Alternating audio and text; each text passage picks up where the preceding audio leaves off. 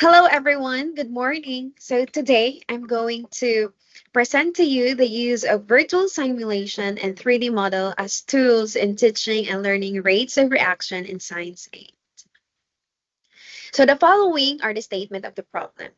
The primary goal of this study was to assess the use of virtual simulation and 3D model as tools in teaching and learning rates of reaction in Science 8.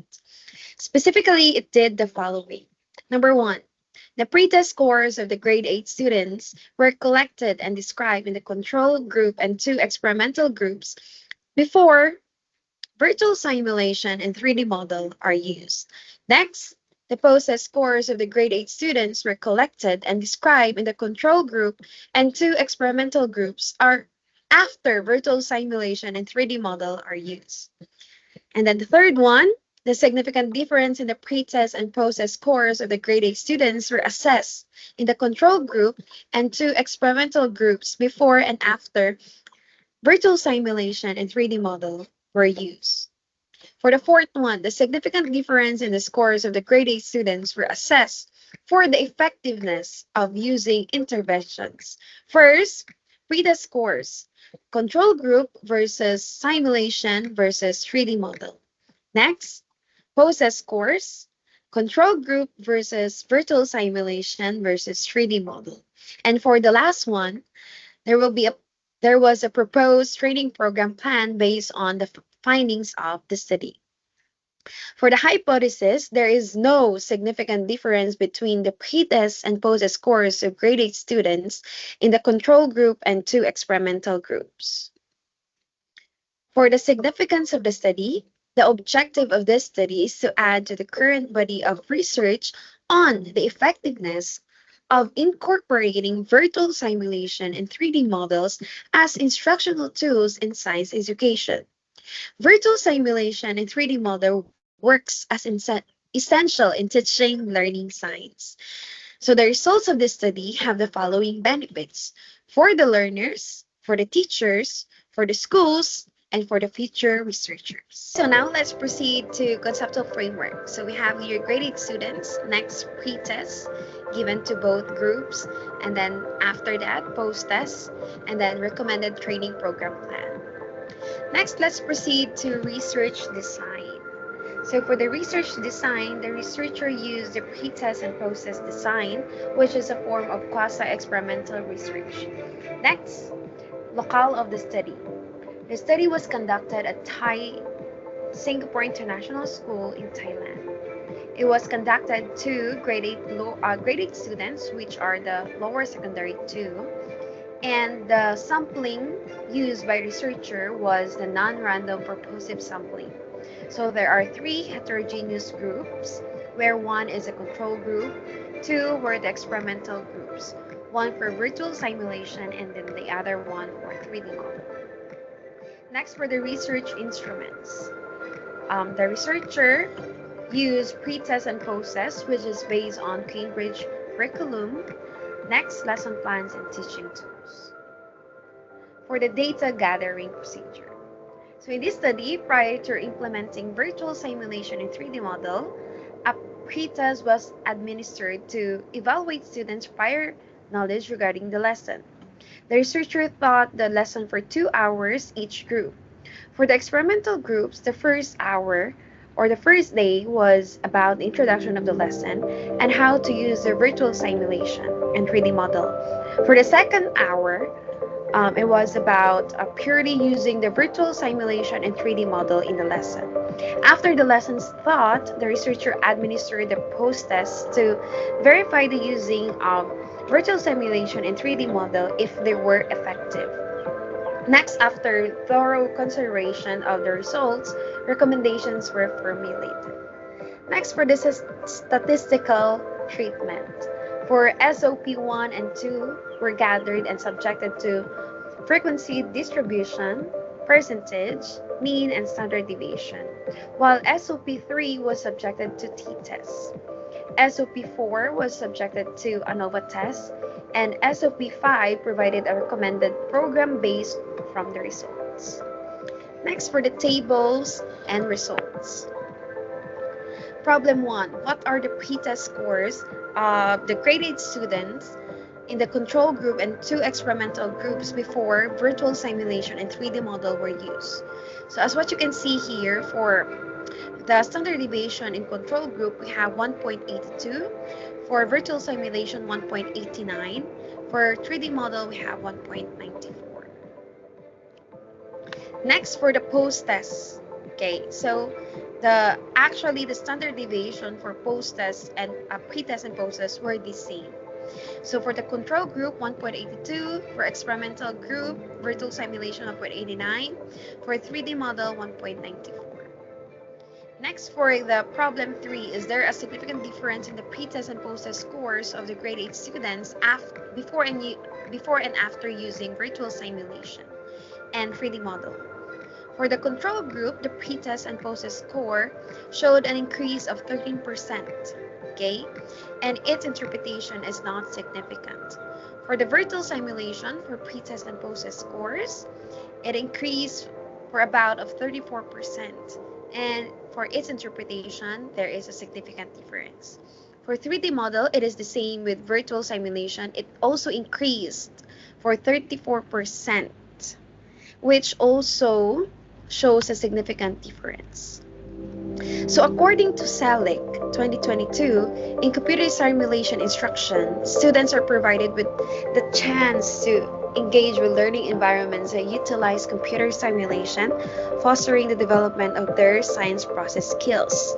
The conclusion drawn by the mentioned author align with the experiential learning theory. So the theory underscores the significance of involving learners in experiences that enable them to actively partake in and contemplate those experiences. Next, in the study of Guring B and R 2023, it underscores the valuable role of laboratory work and using 3D model setups in elevating academic achievements. It emphasizes the importance of integrating laboratory approaches into chemistry education to create enriched learning environments and foster improved academic accomplishments. So now next, let's proceed to problem 4 for the pre-test scores of control group versus simulation versus 3D model. So we use here ANOVA test. So for the control group, virtual simulation and 3D model, their computed ANOVA value was 4.919, and its p-value is 0.01, which it shows a significant difference. Because it shows a significant difference, it means that we need to have a post-hoc analysis. So here, for the post-hoc analysis, it was discovered that control group versus 3D model shows a significant difference. So meaning that for the control group, virtual simulation, and 3D model, their p-value was 0.131, which shows no significant difference. So according to Penn and Ramnair in 2019, laboratory learning has a positive impact on achievement in chemistry, and that virtual laboratories like using simulations provide a worthy complement for 3D laboratories when learning abstract and difficult chemistry concepts. So next, for problem 5, what training program plan can be recommended based on the findings of the study? So here we have the training program. So for the title, Enhancing Scientific Education, Mastering Teaching Tools for Dynamic Classroom Engagement. So the following were the content of the program. So here we have 3 modules that focuses on first, tool proficiency. Next, interactive learning design, and then the third one is collaborative learning module. So that's the end of the proposed program. So for the conclusions of the study, based on the foregoing findings, the following conclusions were drawn. For SOP 1 and 2, the 2 experimental groups scores of grade 8 students had lower means before and after interventions were implemented, while the control group had the highest mean scores. Next, for SOP3, there is a significant difference on the two experimental groups before and after using virtual simulation and 3D model, as the scores of the students in both groups increase. Therefore, it is considered that both interventions enhance the students' performance based on the t-test results. Next, for SOP4, since the scores of the students showed significant results before using the interventions in the three groups that was subjected to ANOVA testing, for these post hoc analysis was followed to identify which group shows significant results, and it revealed that control group versus 3D model is significant, while control group versus simulation and simulation versus 3D model were not significant. So after using significant virtual simulation and 3D model, the scores of the students showed no significant difference in the post-test results. So these only proved the pre-test results from the post-hoc analysis. So SOP5, the training program plan was based on the results to enhance a teacher's knowledge and proficiency in using scientific tools for dynamic classroom management and to improve the performance of the students in learning science. So the following were the recommendations. So in the light of the conclusions drawn from the study, the following are hereby recommended. Number one, since using virtual simulation and 3D model have any difference, it is recommended to use any of the teaching tools in enhancing the performance of the students in teaching science, as both the tools, virtual simulation and 3D model, have the same impact on students' performance, since both of them shows in the results that both of them has equal impact. There's an equal increase in the performance of the students. Next, number two, for the equitable integration in teaching styles. 3, comprehensive training programs and continuous professional development. 4, diversified learning planning. 5, expanded research scope.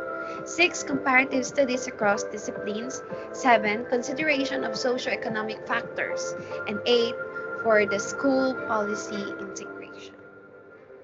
So that's the end of my presentation. I hope you learned from it. So thank you everyone and have a good day.